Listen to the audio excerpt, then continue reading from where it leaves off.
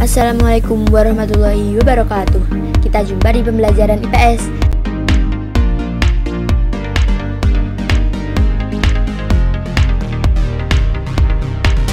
Saat ini kita bahas tentang perdagangan internasional.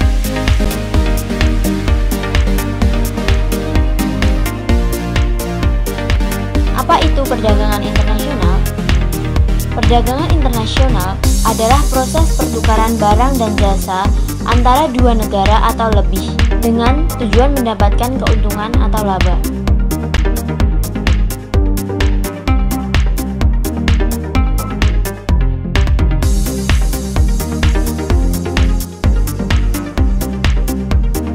Perbedaan antara perdagangan dalam negeri dan perdagangan internasional. Perdagangan dalam negeri, kegiatan dilakukan dalam wilayah suatu negara. Perdagangan internasional, kegiatan dilakukan dalam wilayah antar negara. Perdagangan dalam negeri, pembeli dan penjual cenderung bertemu atau berinteraksi langsung. Perdagangan internasional, pembeli dan penjual tidak berinteraksi langsung.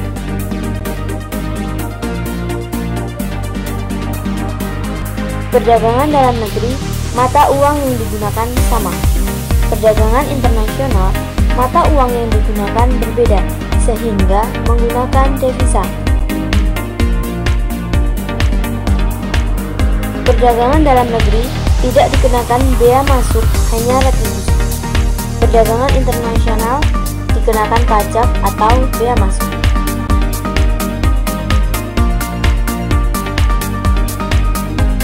Perdagangan dalam negeri, biaya angkut lebih murah. Perdagangan internasional, biaya angkut lebih mahal.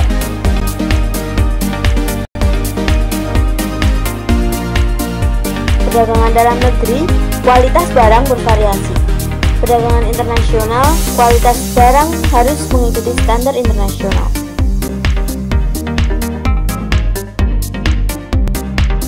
Perdagangan dalam negeri, peraturan perundang-undangan sama atau hukum nasional. Perdagangan internasional, peraturan perundang-undangan berbeda atau hukum internasional. Perdagangan antar negara memungkinkan terjadinya 1. Tukar-menukar barang dan jasa antar negara. 2. Kerjasama ekonomi antar negara di seluruh dunia. 3. Pengaruh terhadap perkembangan ekspor dan impor suatu negara. 4. Pertukaran dan perluasan penggunaan teknologi sehingga dapat mempercepat pertumbuhan ekonomi negara yang terlibat di dalamnya. 5. Pergerakan sumber daya melalui batas negara, baik sumber daya manusia, sumber daya alam, maupun sumber daya modal.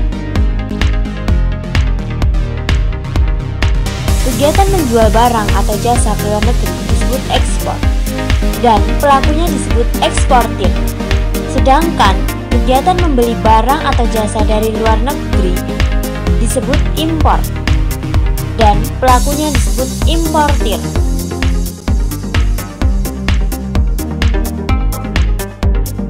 Dalam perdagangan internasional dikenal adanya neraca perdagangan dan neraca pembayaran. Neraca perdagangan atau neraca ekspor-impor adalah perbedaan antara nilai ekspor dan nilai impor suatu negara pada periode tertentu, diukur menggunakan mata uang yang berlaku.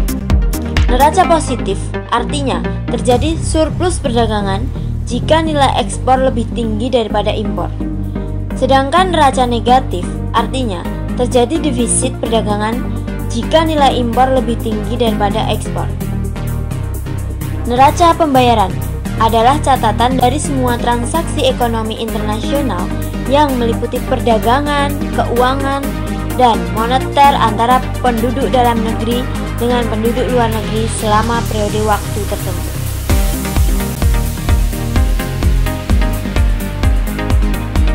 Faktor yang mendorong terjadinya perdagangan internasional: perbedaan sumber daya alam yang dimiliki oleh setiap negara, perbedaan ilmu pengetahuan dan teknologi, perbedaan budaya suatu bangsa, memenuhi kebutuhan nasional, adanya kelebihan produksi, perbedaan pendapat negara, perbedaan selera, adanya sarana transportasi. Manfaat perdagangan internasional. meningkatkan kualitas konsumsi, mendatangkan devisa bagi negara, membuka kesempatan kerja, stabilisasi harga-harga, dan transfer teknologi. Hambatan perdagangan internasional. Tidak amannya kondisi negara, kebijakan ekonomi suatu negara, ketidakstabilan kurs mata uang asing, sulit dan besarnya resiko proses pembayaran antar negara, rendahnya kualitas sumber daya manusia, perbedaan mata uang antar negara, adanya organisasi ekonomi regional, dan sempitnya kesempatan kerja. Dalam perdagangan internasional, dikenal adanya devisa. Devisa adalah sejumlah emas atau valuta asing yang bisa digunakan untuk transaksi pembayaran dengan luar negeri yang diterima dan diakui luas oleh dunia internasional.